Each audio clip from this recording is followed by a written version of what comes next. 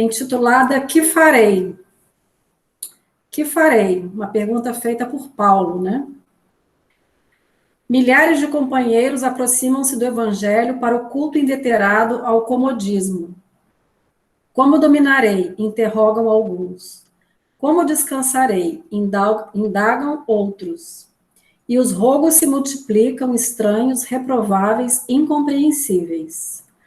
Há quem peça reconforto barato na carne, quem reclame afeições indébitas, quem suspire por negócios inconfessáveis e quem exija recurso para dificultar o serviço da paz e do bem.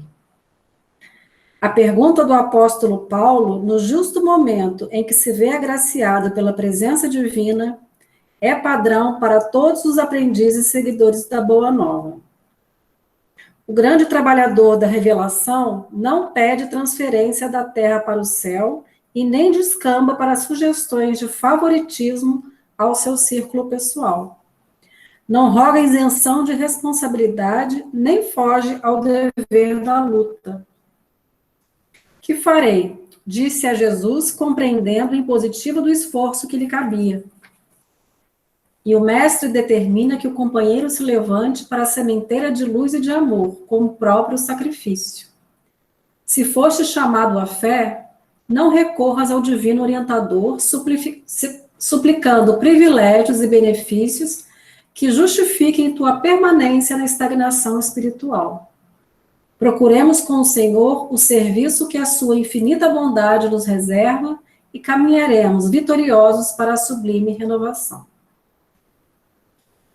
Bom, com essa leitura eu convido a todos, nesse momento, a nos acomodarmos mentalmente, elevando os nossos pensamentos ao nosso Pai Maior, ao nosso Mestre Jesus e aos nossos amigos espirituais que se fazem presente nesse momento, desse encontro, dessa palestra.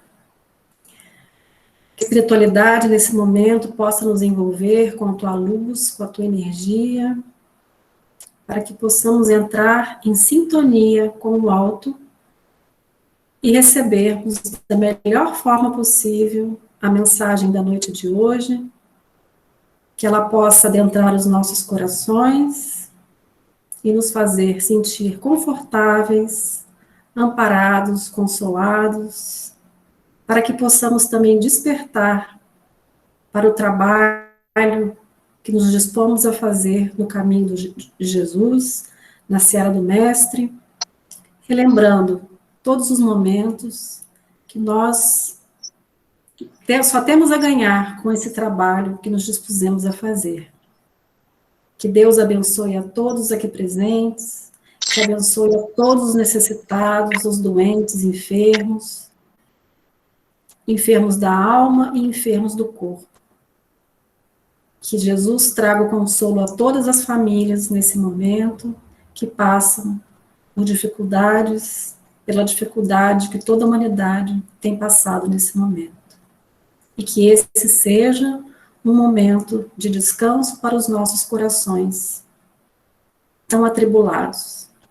Que assim seja. Queria convidar a Vera para proferir a palestra Aprendamos a Agradecer. Bem-vinda, Vera. Obrigada. Boa noite, amigos. Que Deus nos abençoe, ilumine as nossas consciências, porque muitas vezes nós ficamos indignados quando convivemos com situações, com pessoas, né, que são ingratas, que são egoístas e que são totalmente aversas a gentilezas, a agradecimentos. E vamos, na condição de estudantes espíritas, vamos mergulhando na essência dos ensinamentos que nos traz Allan Kardec, o codificador do Espiritismo. E ele nos traz, no Livro dos Espíritos, que foi o primeiro livro da codificação espírita, na questão 621, Allan Kardec, né, que foi esse francês que codificou a doutrina dos espíritos e fazia perguntas aos espíritos superiores, ele fez essa pergunta: onde está escrita a lei de Deus? E os espíritos superiores responderam: na consciência. Então ele continua a argumentar, Allan Kardec, e pergunta: visto que o homem traz em sua consciência a lei de Deus, que necessidade havia de ser ela revelada? A resposta, ele a esquecera e desprezara. Quis então Deus que ele fosse lembrado.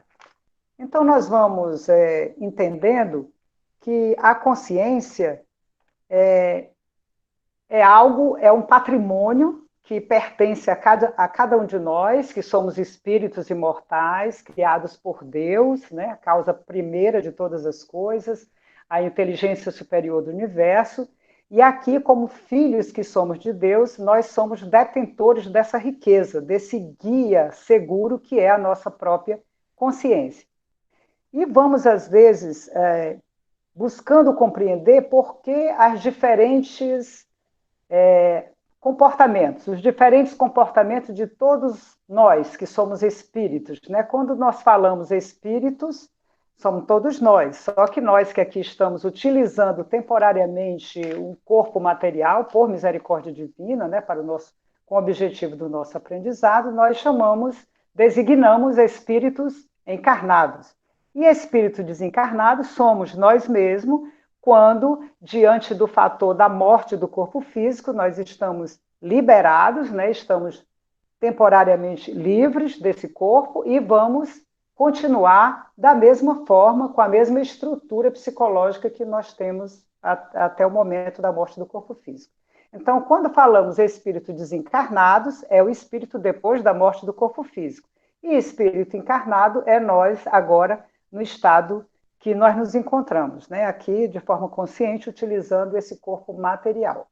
E vamos então compreendendo que desde a nossa criação, desde que Deus nos criou até agora, nós tivemos diversas oportunidades, milhares e milhares de existências, muitas experiências vividas, com diferentes corpos, né, diferentes culturas.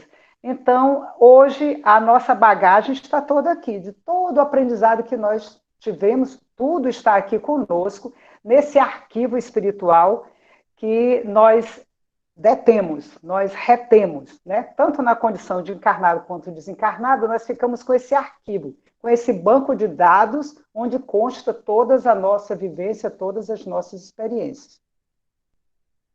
E é bem interessante que a gente possa ver que toda a nossa consciência, todo o nosso saber, intelecto moral, que ora nós estamos tendo, né, esse conhecimento, essa moralidade, ela não foi construída aqui só.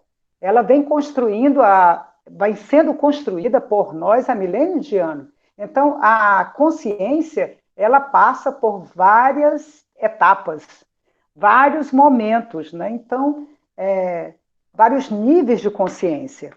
E no primeiro momento, inclusive neste livro, que a gente sempre recomenda a leitura, né, para os interessados, que são as vivências do amor em família, né? É um livro do Divaldo Franco e é muito interessante porque ele conta muitas histórias, muitos relatos da vida dele e, dentre outros assuntos, ele trata também muitas questões da família, ele coloca níveis de consciência e família.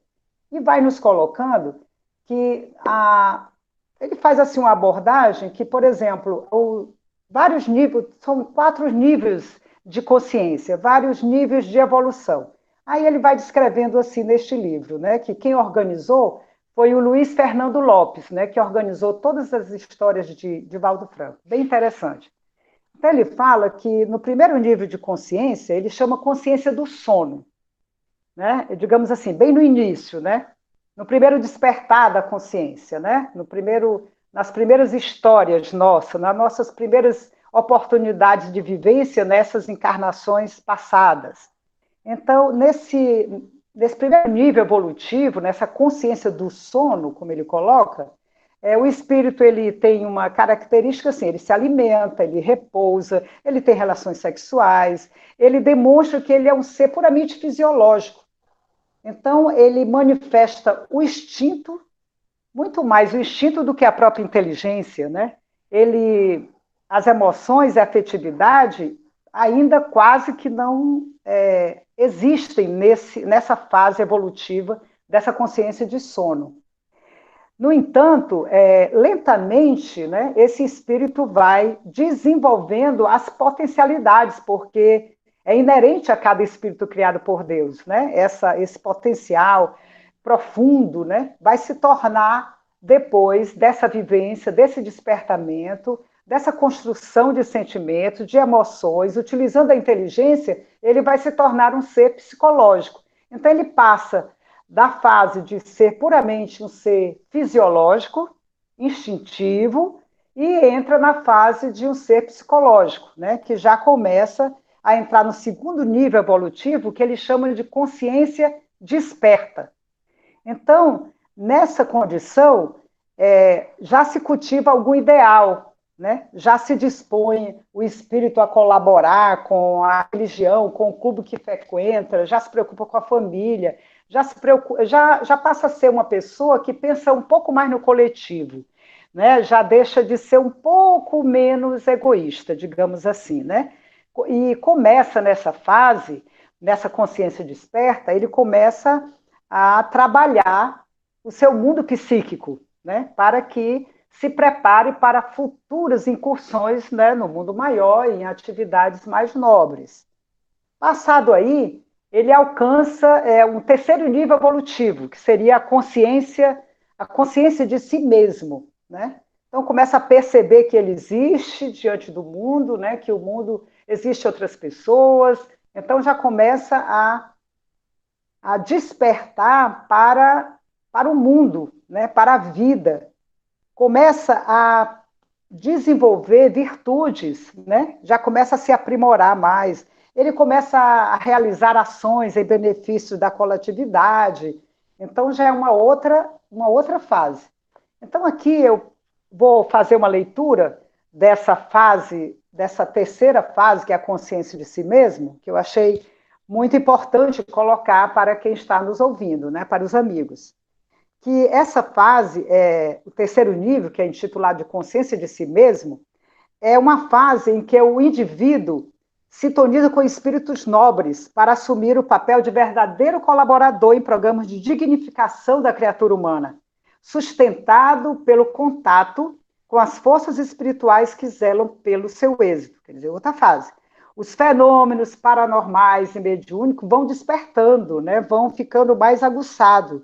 Então, ele chama atenção que esse nível de consciência, porque quando a gente começa a ler assim, a gente pensa que essa consciência de si mesmo, então, está nos espíritos muito elevados, que têm grandes missões. Não, não é bem assim. Ele nos chama atenção de que esse nível de consciência não é apenas o de pessoas que se tornam líderes das massas, adquirindo a imagem pública, é o nível de milhões de mães anônimas que renunciam às suas alegrias para que os seus filhos sejam felizes.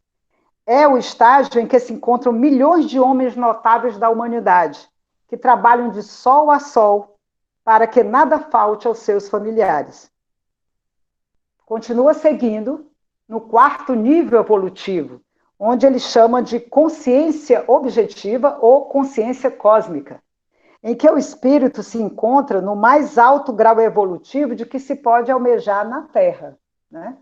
Então, notem que nós estamos fazendo uma referência aos níveis de evolução da nossa consciência, do nosso pensamento, da nossa inteligência, né? Que vai sendo, em cada reencarnação, ou em cada várias reencarnações, nós vamos estar dentro desses níveis e, naturalmente, como nós somos seres criados para atingir a perfeição, então nós vamos seguindo a lei do progresso e vamos construindo esses novos níveis. Então, esse quarto nível, ele não é o nível, por exemplo, que Jesus atendeu, porque Jesus já era o Espírito perfeito, né? Ele está falando no máximo grau evolutivo que a gente pode conseguir aqui na Terra, né? Então, esse patamar, ele chama atenção, que a gente pode citar como exemplo o apóstolo admirável, né? O apóstolo dos gentios, Paulo de Tarso, que até ele falou essa frase que todos nós já conhecemos: não sou mais eu que vivo em mim, né? E sim o Cristo que vive em mim. E a Madre Teresa de Calcutá, que é outro espírito que a gente pode dizer que ela estava nesse nível de consciência cósmica, ela dizia que eu sou o lápis na mão de Deus. Ele escreve por mim aquilo que registrar. Outro espírito nobre que a gente lembra é Chico Xavier, né? Que fez uma declaração demonstrando toda a humildade que era própria já desse espírito nobre que ele é, né?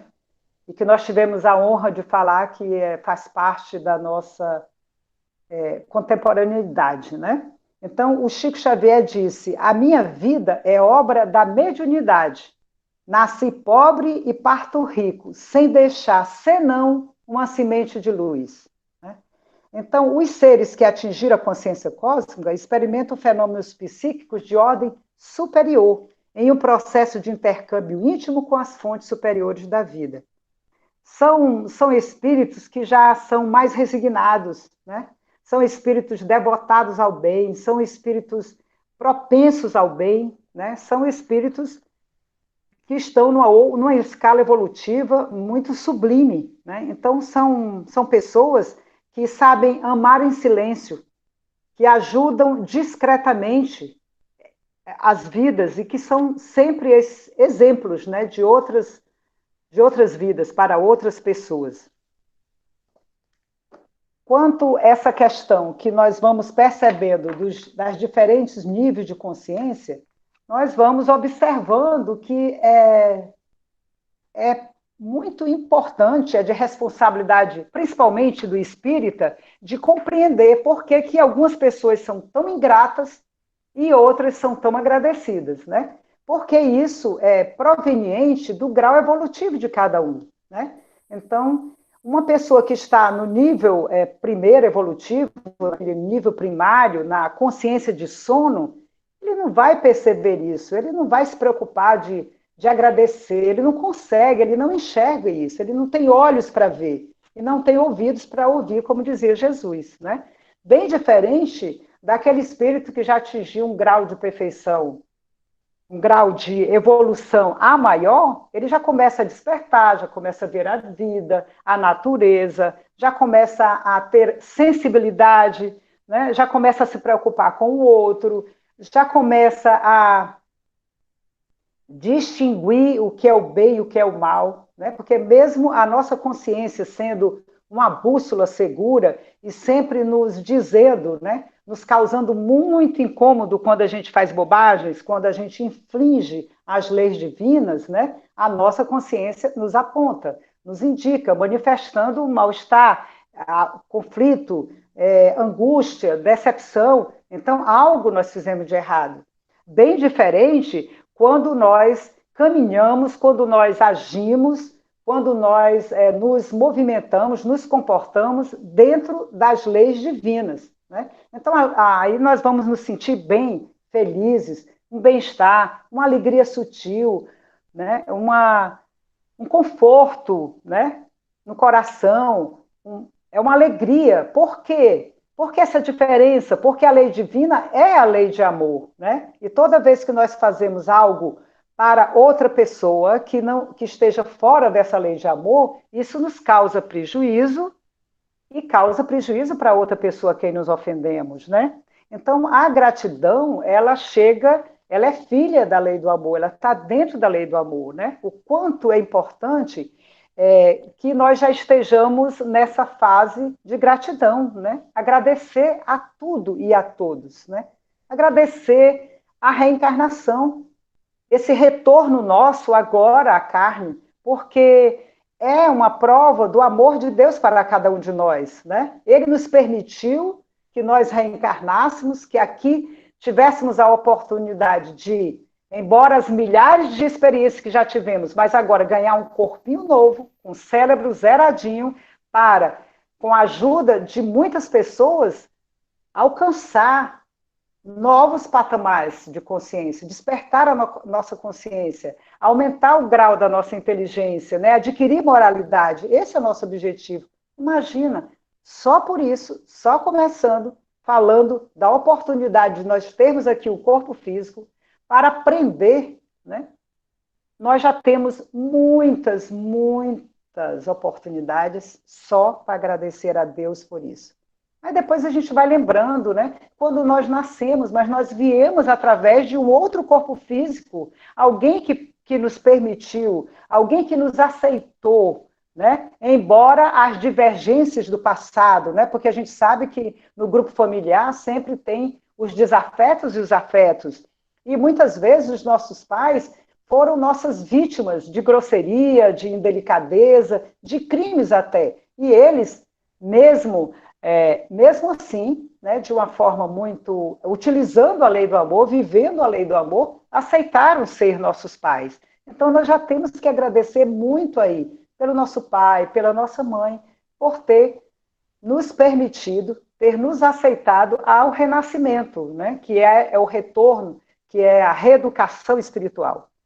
E depois, né, essa mãe que nos permitiu a criar, a fabricar esse corpo, né, durante 9 meses, carregando no seu ventre, tendo que conviver com vários incômodos, mas carinhosamente nos recebeu. Quanto nós temos a agradecer? O nosso leite, o nosso primeiro alimento, né? Sem isso a gente não ia sobreviver.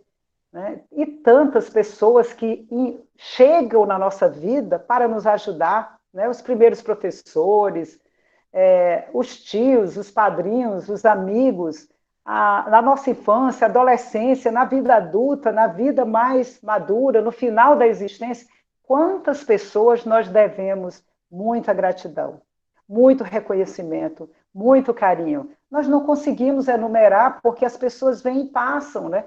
Talvez a gente não consiga mais saber onde está a nossa primeira professora, mas o quanto ela nos fez bem. E aquele médico que nos atendeu, e aquela enfermeira, são tantas pessoas que passam na nossa vida. Então, nós somos convidados a aprendermos a ser gratos, porque agradecer, eu posso dizer, olha, muito obrigada.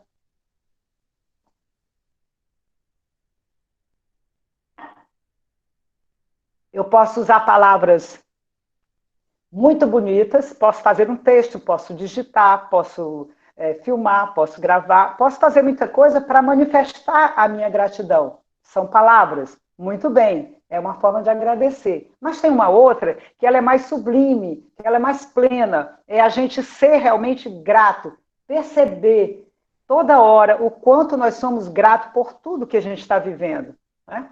Então, até pelas flores do jardim, se você planta uma roseira e depois ela oferece aquela rosa vermelha, amarela, matizada, se a gente puder chegar perto e perceber ali e ter gratidão por essa beleza que Deus nos oferece com o objetivo de que a gente tenha uma vida mais bonita, mais feliz. Né? Porque nós também vamos aprendendo que nós somos os construtores da nossa própria evolução. E essa consciência, quanto mais desperta ela for, quanto mais nós vamos desenvolvendo a nossa inteligência e percebendo as belezas da vida, e percebendo o valor que a vida tem, o valor do tempo, o valor da saúde, o quanto a gente pode utilizar todos os nossos recursos, cada um tem muitos recursos físicos, psicológicos, né, para oferecer, mas nós estaremos sendo gratos ao nosso Pai, Deus bondoso, misericordioso, que também nos mandou Jesus, né, o seu filho maior, o nosso irmão, que é o nosso modelo, o nosso guia, que também reencarnou aqui entre nós, para viver essa gratidão, viver esse amor, e nós podermos saber, com muita segurança, como é que nós temos que agir para viver essa lei de amor, de justiça e de caridade. Né? Jesus esteve entre nós para nos mostrar. E ele não escreveu, e ele não ficou deixando algum escrito, né, nas escrituras, não. Graças aos evangelistas, né, aos discípulos, é que nós temos conhecimento de tudo o que ele disse. E mais ainda a Paulo de Tarso, que foi um grande